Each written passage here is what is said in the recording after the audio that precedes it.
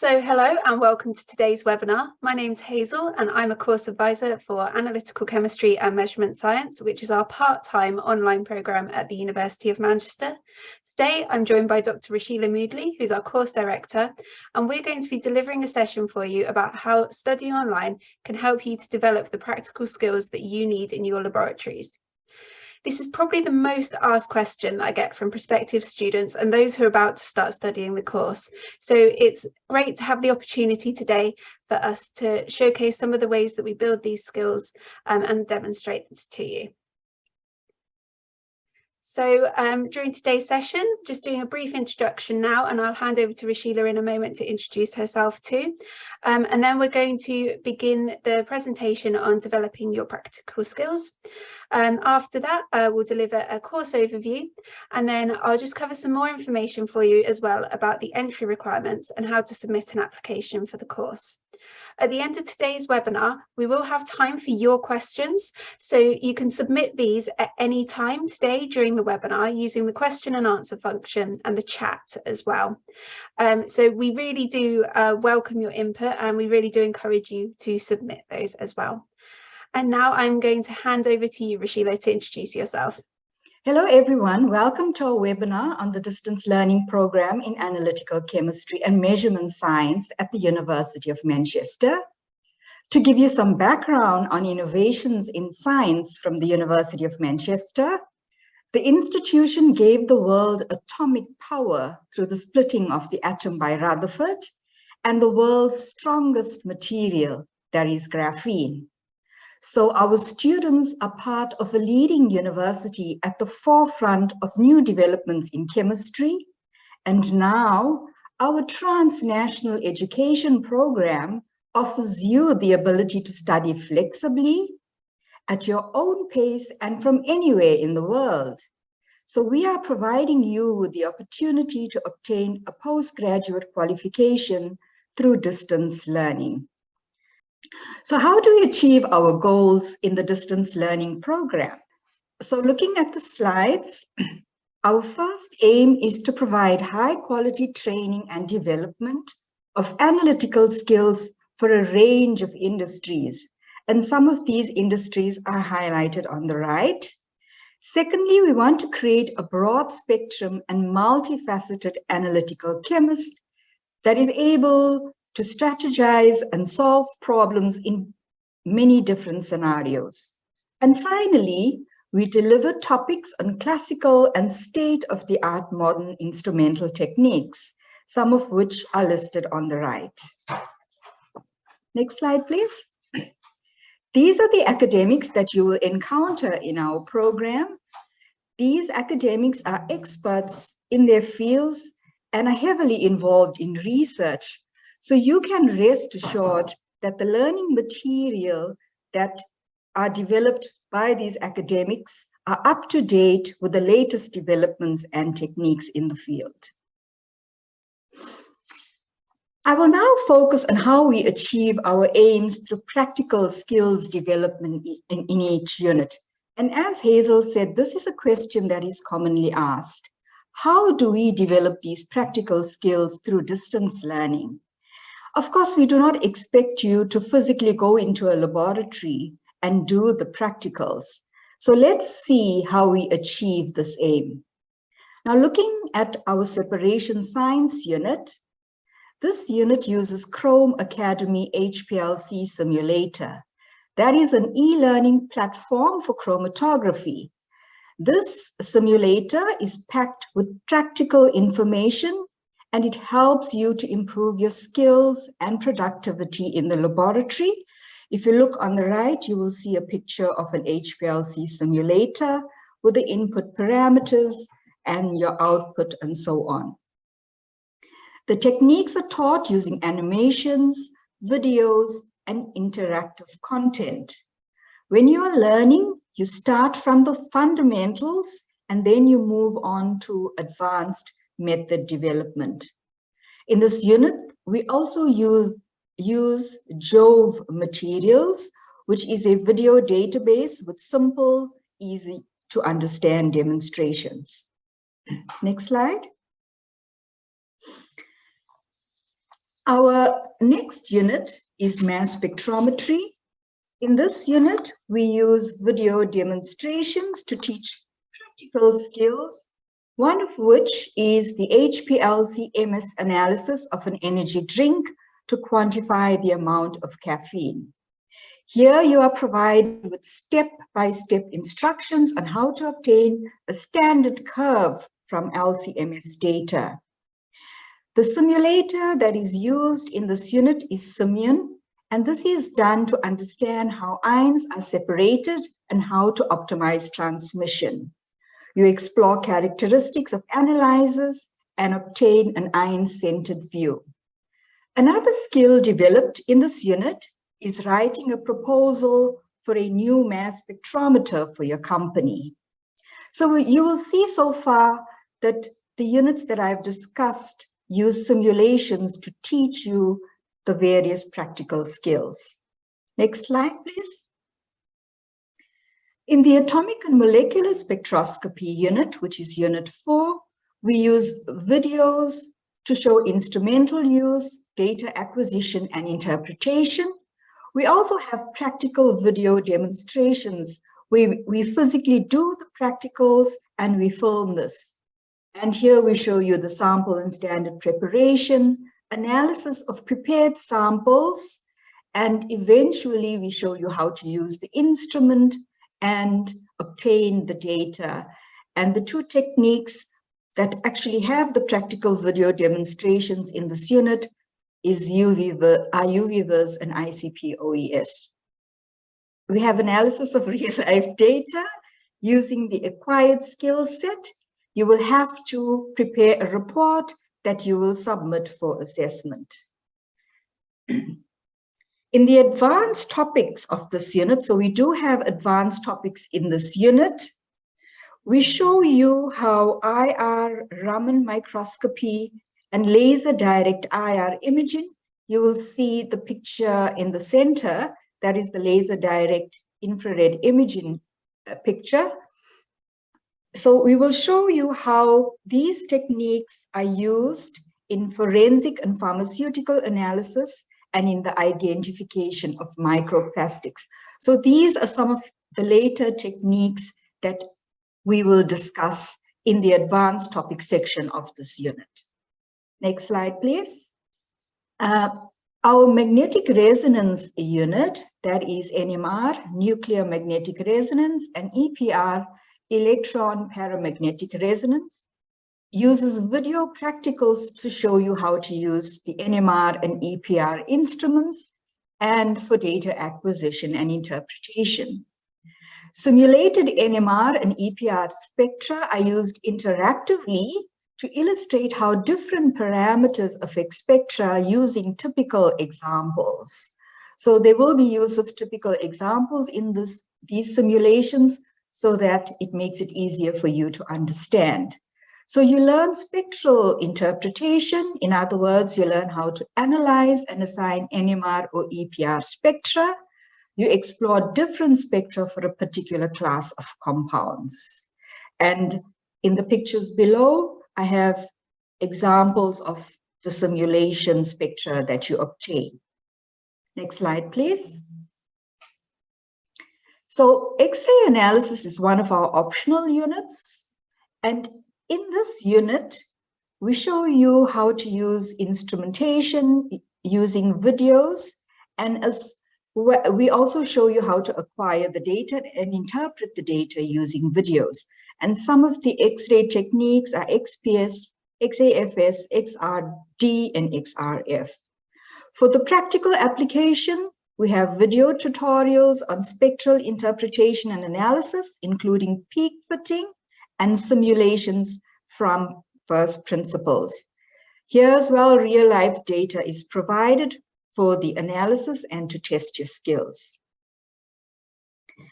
For the experimental design, you learn how to apply X-ray beam time at national and international facilities.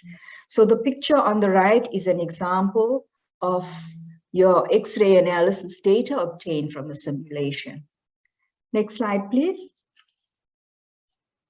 So chemometrics is also one of our optional units. And here we interrogate data using statistical computing languages such as R on unseen sample data. You learn to use statistics to visualize your science by coding. So you're also taught how to code. And by the end of this unit, you will perform data analysis from scratch on provided data sets. And finally, in our food safety and integrity unit, which is the third of your optional units, you have 3 practicals. Practical 1 is testing of PFAS in food. Then practical 2 is gluten in food, and practical 3 is GMO testing in foods. The practicals have been filmed in collaboration with industry and provide insight into developing test methods, instrumentation, and an accredited routine food analysis lab. Here you learn how to draft a test method SOP using test validation data and peer-reviewed publications. You analyze real-life data and report to the standards of a test laboratory. So you will see a lot of the practical skills are developed using simulations, and we have practical video demonstrations from which we obtain real-life data that we provide to you for analysis, interpretation, and eventual submission of reports that are assessed. So now let's move on to the course overview. In our program, we have 3 qualification routes. The MSc, that's the Master of Science, that carries 180 credits. The PG DIP, that carries 120 credits. And the PG Cert, that carries 60 credits. You also have the option of a CPD, that is doing any unit that carries 20 credits if you just want to do a particular unit and don't want an actual qualification. Yeah, that's it in terms of the routes of entry. Now let's focus on the units and the delivery dates. And looking at the MSc, we have 5 mandatory units. That's fundamental separation science, mass spectrometry, atomic and molecular spectroscopy, and magnetic resonance. So you don't have a choice. You have to do those 5, and the delivery order is on the far right. You also have the option of choosing one from the 3 units on offer. That's chemometrics, X-ray techniques, or food safety. And finally, you have to do a research project that is mandatory. So as I said, the delivery order is on the far right. So for our February 2023 intake, you will start with Unit 1, that is fundamentals in February. And then we move on to Unit 2, that is separation science in May, and so on. Now let's focus on the PG Cert qualification. That's in the 4th column.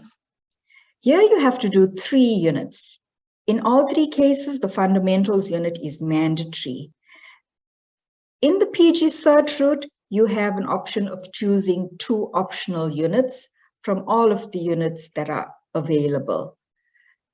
Once you complete the PG Cert, now this is important to note, you have the option of exiting, or if you pass all of your units, you may progress to the PG DIP. And when you progress to the PG DIP, you would have to do the additional 3 units because you need 6 taught units to get a PG DIP qualification. Once you pass the PG DIP, you have the option of progressing to the MSc. However, if you know in advance that you want to continue and progress to the MSc, it is essential that you do the 5 mandatory units. So don't choose chemometrics, X-ray, and food safety, and then decide you want to progress to the MSc, because you would still have to do the mandatory units before you move on to the research project, which then extends your time. So you will notice that our program allows progression through the degrees. And this is because a lot of applicants come from industry, they haven't been through the mainstream, and they want to get these qualifications. And we also believe in leveraging professional experience. So if your desire is to have an MSc or acquire an MSc eventually, but you don't have the appropriate qualification, you can enter through one route and eventually progress and complete your MSc. Next slide, please. Now let's look at the credits. So each one of our taught units carries 20 credits. The duration for each unit is 10 weeks. The research project carries 60 units, and the duration for the research project is 20 to 30 weeks. And depending on how much of time you need, you can take anywhere between 20 to 30 weeks. And the duration of your MSc is then 26 months. So hopefully after that presentation, you're looking to apply to the course. So I just want to give a little bit more information about the entry requirements and how you can submit an application as well. And I do also just want to say that after this section, we will have some time for your questions as well. So please remember to submit them using the question and answer function or the chat as well. You can submit them through there too.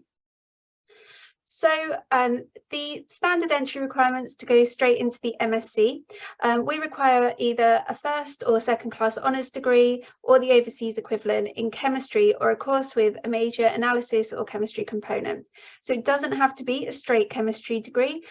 We've certainly had applications from people who've done chemical engineering and things like biochemistry as well. So it doesn't have to be a straight chemistry degree. If you're working in a field with a lot of analysis as well, then we really welcome that professional experience as well to support your academic background too. And the other thing to make you aware of as well is that students with another relevant background, such as the industrial or research experience, can also be admitted onto the course. And I know Roshila's already talked about that as well. But things like if you don't have an honours degree, you just have an ordinary degree, and then you have work experience on top of that, we may still be able to offer you a place on the course. And in some instances, if we can't offer you a place on the MSc, we do look at giving you the option of starting your studies with either the postgraduate certificate or the postgraduate diploma as well. And then once you've completed those, you do have the option to transfer onto the MSc and complete that research project to gain the full qualification. We really do welcome that professional experience, and a lot of those students who've started on their postgraduate certificate and postgraduate diploma are now beginning to get to the point where they can start thinking about whether they want to continue onto the MSc as well. The other entry requirement to make you aware of is English language. So if English isn't your first language, we may need to ask you to demonstrate English language proficiency, and that needs to be equivalent to 6.5 overall, with a minimum of 6.5 in writing and 6 in all of the other subsections on the IELTS academic. But we do accept quite a wide variety of English qualifications. So it may be that you have something like the TEFL that we might be able to accept as well. If you think you fall into that category and you want to discuss it further, then I'd encourage you to get in contact with me as well. We don't want English language to be a barrier to you applying for the course at all. Whilst we need you to understand the course, we understand that a lot of people do have a really good grasp of English language already, but perhaps don't already have a formal qualification. And so what we would encourage you to do, if you think that you fit into that category, is we encourage you to submit an application anyway. When you apply, your application will go through to our admissions team, and they can make a conditional offer for the course based on you either providing that evidence of English language or taking a test as well. And in a lot of cases as well, they may well be able to offer you an English language test called the Pearson VEPT. And that can help you meet the conditions of your offer too. So to submit an application, what you need to do is you need to navigate to the course webpage, and on the course webpage you'll see an Apply Now button, and that's also the link that's available at the top of this slide takes you through to the form that you would go to if you click the Apply Now button. So once you've filled in that form, you'll go through to our application portal where you need to create an account and fill in the full application form.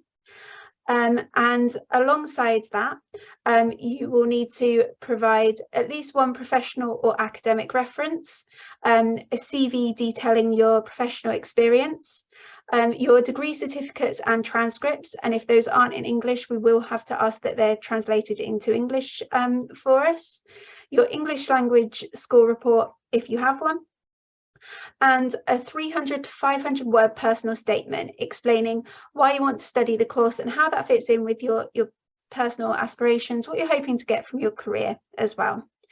So that's if you have any questions about any of this as well, or you're concerned about your course eligibility, really do encourage you to get in contact with me.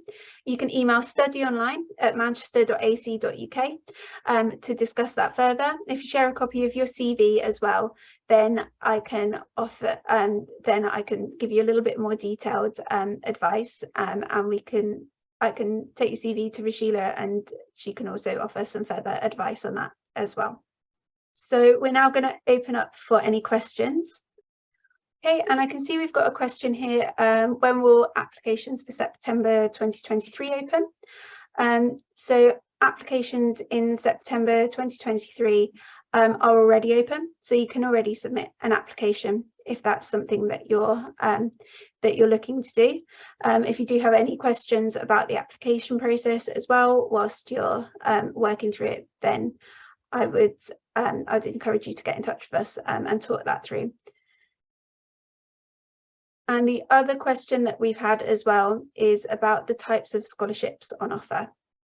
So we do have some quite detailed funding advice on our course webpage. So what I'm going to do is I'm going to put a link to that in the chat for everyone, and you'll be able to view it there. So we do have a few different ones. One of our scholarships is called the Equity and Merit Scholarship, and there is further advice as well. If you're considering asking your employer for funding, then you can get in contact with me. If your employer needs specific course information, we can look to provide you with that to help you submit a strong application for that too.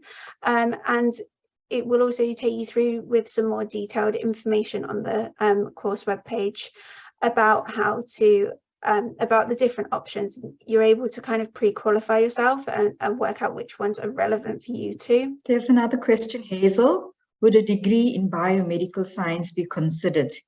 And the answer to that is yes, it would be considered. As long as you have a degree in the sciences, we will consider you. Yeah, that's great. And then there's another question that's just come in as well. Can you do the MSc degree in less than 26 months? So unfortunately, the answer to that is no. I think it'd be very, very hard for you to do that. You'd have to do a research project very, very quickly. So I'll go back to the slides that we had with where we explained the way the units work. So each unit takes 10 weeks for you to study that, and you study one unit at a time. So because the majority of students on our courses are working professionals, we find it quite, if you were to study more than one unit at the same time with 20 hours a week needed to dedicate to your study, you wouldn't have the time that you need to study 2 units or 3 units at once to complete the course quicker. So the units do take 10 weeks at a time, and then it would start, so it would be February, May, and then September, and then November for when those units begin, and you work through them one at a time to allow you to really focus as well. Yes, there's another question. Would a degree in physiology be considered? And the answer is yes. That's also in the biomedical sciences. So any science degree, whether it's in the health sciences or pure sciences, would be considered. Okay, and there's also another question relating to the deadline for September 2023 applications. So the deadline for September 23 applications will be mid-August. So the course starts on the 4th of September, so it's usually 2 weeks before that. We do have early application discounts available for this course. So the deadline for that is usually around May. And once we conclude the February intake, full details about that will be available on the course webpage. So in terms of the second half of the question that we've got here, what's the time frame on receiving a response to the application? So usually within a few days of applying, you receive acknowledgement that your application has been received. And then it goes to our admissions team, who will review all of the information, and they'll have a chat with Roshila as well about any applications, any of the detail in your application. In some cases, we might need further information from you.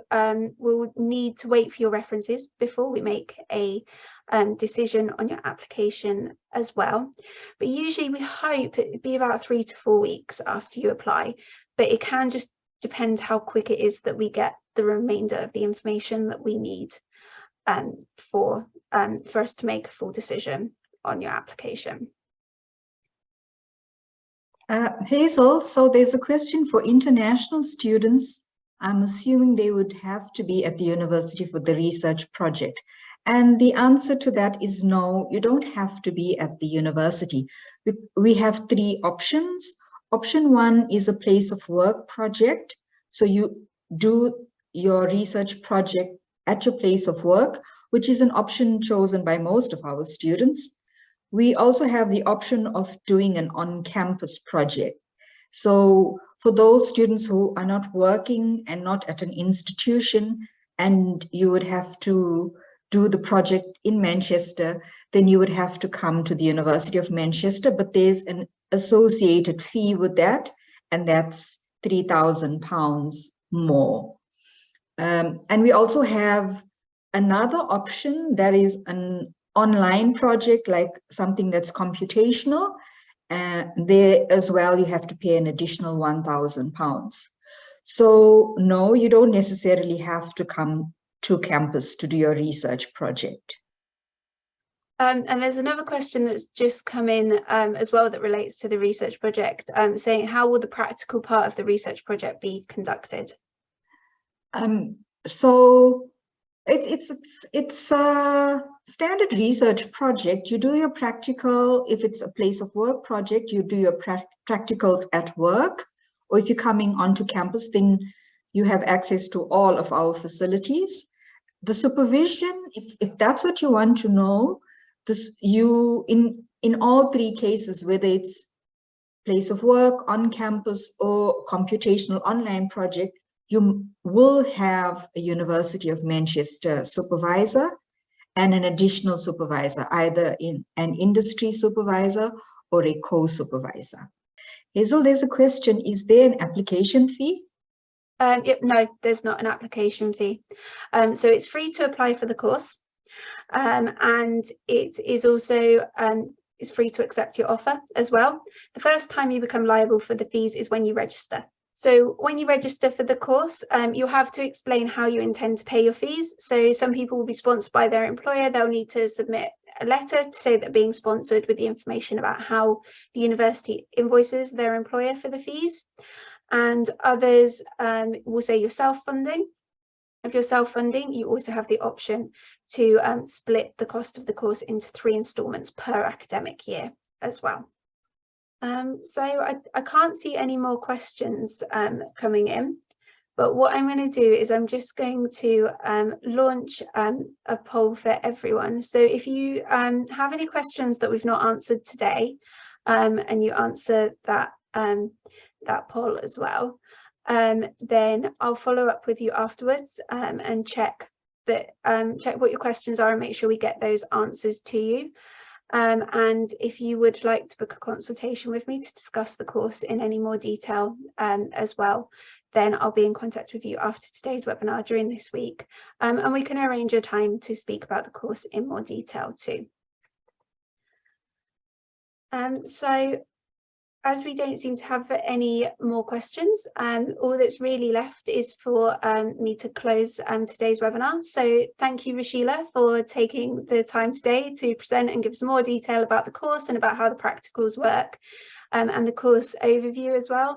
And thank you as well to everybody who's submitted questions today for after our presentations, and been part of those discussions too.